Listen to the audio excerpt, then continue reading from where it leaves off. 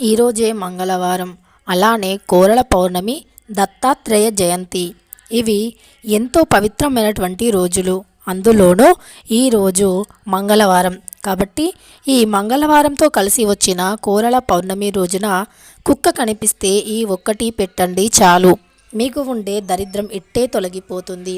ఎందుకంటే కుక్క కాలభైరవుని యొక్క వాహనం కాబట్టి కుక్కకి ఈ ఆహారాన్ని ఈ పౌర్ణమి రోజు అంటే ఈ రోజు పెడితే గనక మీకు ఉండే కష్టాల నుండి ఇట్టే విముక్తి కలుగుతుంది. కుక్క అంటే మనకు ప్రకృతి పరంగా ఏవైనా సూచన సమాచారాన్ని ముందుగా అందజేస్తుంది. ఇంట్లో కానీ మన వీధిలో కానీ ఏదైనా చెడు అపశకునం జరగబోతుంటే కుక్క ముందుగానే వచ్చి ఇంటి ముందు అరుస్తూ ఉంటుంది లేదా ఏడుస్తూ ఉంటుంది. ఒకేలాగా వీధిలో ఏడవటం కానీ లేదా ఇంటి ముందు గేటు బయట ఊరికే ఏడవటం కానీ చేస్తే ఆ ఇంట్లో ఏదో కీడు జరుగుతుందని లేదా ఆ వీధిలో ఏదో కీడు జరగబోతుంది అని దానికి అర్థం అని పూర్వకాలం నుండి పెద్దవాళ్ళు చెబుతూనే ఉన్నారు. అంతేకాదు కుక్క అనేది కాలభైరవుని వాహనం. దాంతోపాటు ఖచ్చితంగా కుక్క అనేది వీధిలో ఏడ్చినా ఇంటి ముందు ఏడ్చినా ఏదో ఒక కీడు అయితే జరుగుతుంది. అందువల్ల మనం కుక్కని చాలా గాఢంగా నమ్ముతూ ఉంటాము. అంతేకాదు కుక్క అనేది చాలా విశ్వాస గల జంతువు. కుక్కకి అన్నం పెడితే మనకు ఎప్పటికీ కూడా సేవ చేస్తుంది, మనల్ని ఆపదల నుండి రక్షిస్తుంది. కుక్క మనకి కాపలాగా మన మంచి చెడుని గ్రహిస్తూ ఉంటుంది. అంతేకాదు ప్రకృతి పరంగా కూడా ఏదైనా ఆపద వాటిల్లబోతే దానికి కూడా ముందే సంకేతాలను సూచనలను తెలియజేస్తూ ఉంటుంది. అలానే కుక్క అనేది చెడు వ్యక్తులను కూడా ఇట్టే పసిగట్టేస్తుంది. కుక్క ఎంతో విశ్వాసం గల జంతువు. కుక్కకి ఈ ఒక్క ఆహారాన్ని పెట్టడం వల్ల మీకు ఉండే జాతక దోషాలు అన్నీ కూడా తొలగిపోతాయి. ఈ కోరల పౌర్ణమి చాలా ప్రత్యేకమైనటువంటిది. అందులోనూ దత్తాత్రేయుడు అని ఎంతో గొప్ప ప్రాముఖ్యత పొందినటువంటి దత్తాత్రేయ జయంతి ఇంకా ప్రాముఖ్యమైనటువంటిది. ఈ దత్తాత్రేయ జయంతి రోజున ప్రతి ఒక్కరూ కూడా చంద్రుడిని నమస్కరించుకోవాలి. ఈ దత్తాత్రేయ జయంతి రోజున చంద్రుడికి చాలా శక్తులు ఉంటాయి. అంతేకాదు చంద్రుడిలో ఒక అమృతం అనేది ప్రసరిస్తుంది. ఆ చంద్రక్రాంతిలో ఈరోజు నిలబడితే గనుక ఆ అమృతం అనేది మన శరీరానికి కూడా తగులుతుంది.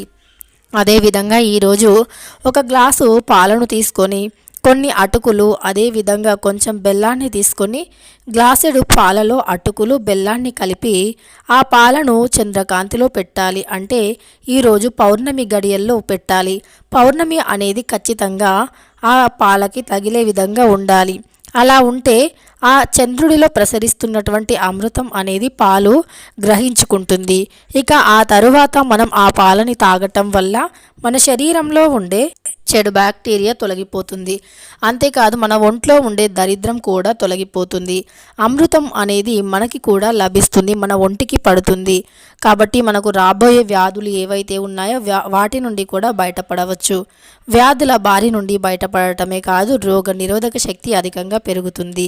ఇక అటుకులు బెల్లం పాలు ఇవన్నీ కూడా మేలు చేసేవే శరీరానికి. అటుకుల వల్ల శరీరంలో ఎనర్జీ ఎక్కువగా ఉంటుంది. అటుకులలో కావలసినంత విటమిన్స్ ఉంటుంది. దాంతోపాటు పాలు అయితే పుష్కలంగా ఎనర్జీని ఇస్తాయి. బెల్లం అయితే రక్తహీనతను తొలగిస్తుంది, రక్తాన్ని పెంచుతుంది, దృఢత్వాన్ని కలిగేలాగా చూస్తుంది బెల్లం. కాబట్టి పాలు బెల్లం కూడా ఇవి అటుకులు ఇవన్నీ కూడా మన శరీరానికి మేలు చేసేవి. అందులోనూ పౌర్ణమి రోజు ఈ దత్తాత్రేయ పౌర్ణమి చాలా ప్రత్యేకమైనటువంటిది. ఎందుకంటే అనసూయాదేవి యొక్క పాతివ్రత్యాన్ని లక్ష్మీదేవి పార్వతీదేవి అలానే సరస్వతీదేవి ముగ్గురు కూడా ఓర్చుకోలేక ఆమె యొక్క పాతివ్రత్యానికి ఏదో ఒక విధంగా భంగం కలిగించాలి అని త్రిమూర్తులను ముగ్గురిని కూడా ఆమె ఉండే చోటికి పంపిస్తూ ఉంటారు. కానీ ఆమె అన్ని విధాలుగా ఆమె ఏమాత్రం కూడా తీసిపోకుండా బ్రహ్మ విష్ణు మహేశ్వరులతో కూడా చిన్న పిల్లలుగా మార్చి ఆమె యొక్క పాతివ్రత్యాన్ని ఆమె ఏ విధంగా కాపాడుకుంటుందో మనకు స్పష్టంగా తెలియజేస్తుంది ఈ యొక్క దత్తాత్రేయ కథ.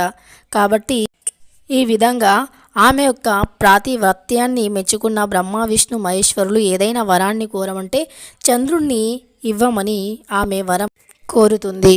కాబట్టి అప్పటి నుండి ఈ దత్తాత్రేయ జయాన్ని జరుపుకోవటం ఆనవాయితీ.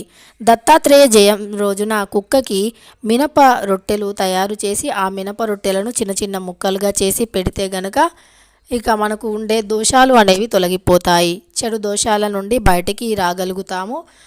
అంతేకాదు జాతకంలో ఉండే చెడు గ్రహ దోషాలు, జాతక దోషాల నుండి కూడా బయటపడతాము. ఈ దత్తాత్రేయ జయంతి రోజున కుక్కకి మినప రొట్టెలు పెట్టండి. అంతేకాదు పెరుగులో కొంచెం అన్నాన్ని కలిపి ఆ పెరుగన్నాన్ని కుక్కకి తినిపించాలి. తినిపించడం అంటే మీ చేతితో మీరు స్వయంగా కుక్కల దగ్గరికి వెళ్ళి తినిపించడం కాదు.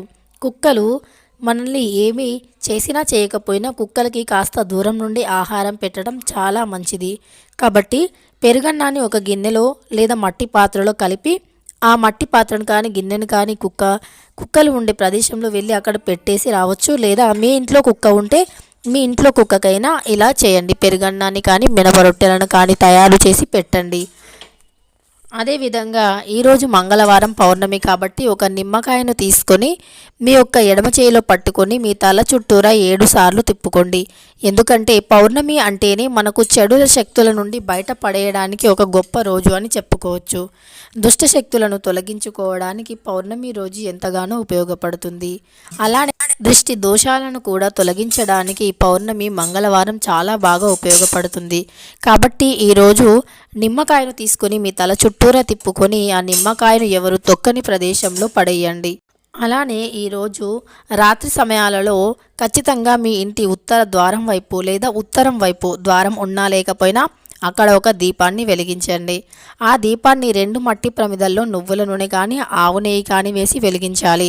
ఉత్తర స్థానం లక్ష్మీ స్థానంగా భావించబడుతుంది. ఈరోజు మంగళవారం, అందులోనూ కోరల పౌర్ణమి. మంగళవారం అంటే లక్ష్మీదేవికి చాలా ఇష్టం. అలానే లక్ష్మీదేవి పౌర్ణమి రోజుల్లో రాత్రి సమయాల్లో భూలోక సంచారణ చేస్తుంది అని ఆ రోజు అమ్మవారికి ఇష్టమైన విధంగా ఉంటే కానీ లేదా ఇష్టమైన ప్రదేశంగా ఉంటే ఆ ఇంట్లోకి అమ్మవారు అడుగు పెడతారు అని శాస్త్రవచనం.